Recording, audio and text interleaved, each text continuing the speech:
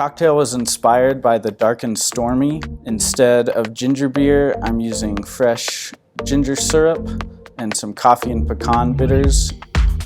Hi, I'm Chase Gebhart. I'm a bartender at St. Ellie in downtown Denver. The name of my cocktail is the Dark and Roasty. The spirit I use today is Myers Original Dark Rum. Nice, just rich molasses notes really complement the drink well.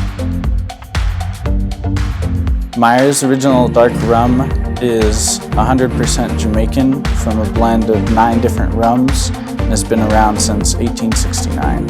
Aged in former bourbon barrels, which really gives a nice, rich, sweet vanilla and coffee note.